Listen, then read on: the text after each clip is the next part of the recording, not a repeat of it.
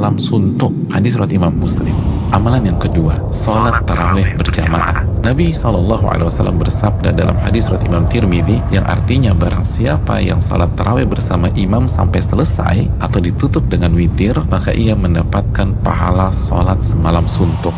Amalan yang ketiga, memperbanyak membaca Al-Quran dan usahakan minimal 100 ayat dalam sebuah malam. Nabi SAW bersabda yang artinya barang siapa yang membaca 100 ayat Al-Quran di sebuah malam, maka ia mendapatkan bonus pahala seperti sholat atau ibadah semalam suntuk. Hadis ini disahihkan oleh Imam Albani dalam Sahih Jami.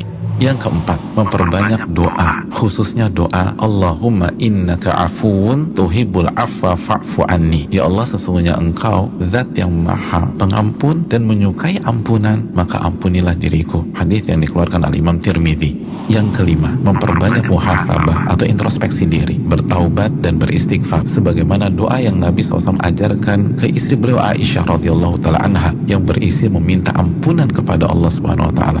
Yang keenam, memperbanyak zikir khususnya di akhir tengah malam. Nabi SAW bersabda yang artinya waktu terdekat Rabb dengan hambanya di saat akhir tengah malam. Hadis ini disahihkan Al-Imam Albani dalam Sahih Jami. Yang ketujuh, membaca 2 ayat terakhir dari surat Al-Baqarah. Nabi SAW bersabda yang artinya barang siapa yang membaca 2 ayat terakhir dari surat Al-Baqarah di malam hari, niscaya 2 ayat ini akan mencukupkannya. Hadis riwayat Imam Bukhari dan Muslim. Yang kedelapan, berpenampilan baik, mandi, pakai baju yang bagus, dan memakai parfum di 10 malam ini. Karena ini adalah sunnah para ulama kita.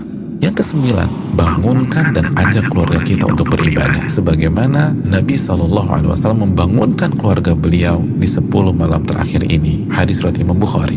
Yang ke-10, lakukan semua ibadah dengan penuh keimanan dan keyakinan. Nabi SAW bersabda yang artinya barang siapa yang menghidupkan malam Lailatul Qadar karena iman dan ihtisaban. Apa arti ihtisaban? Berharap dan antusias mendapatkan pahala, niscaya dosa-dosanya yang lalu akan diampuni oleh Allah Subhanahu wa taala. Hadis Bukhari dan Muslim. Dan berikutnya ibadah-ibadah serta amal soleh lainnya yang bisa kita kerjakan di 10 malam terakhir ini. Maka itu semua akan mengantarkan kita mendapatkan Lailatul Qadar. Selamat mencari Lailatul Qadar. Ingat, 1 malam lebih baik daripada 1000 bulan. Dan hanya dengan cara habis-habisan beribadah di 10 malam saja. Maka tidak heran jika Nabi SAW bersabda, man hurima khairaha faqad hurim. Barang siapa yang terhalang dan tidak mendapatkan Lailatul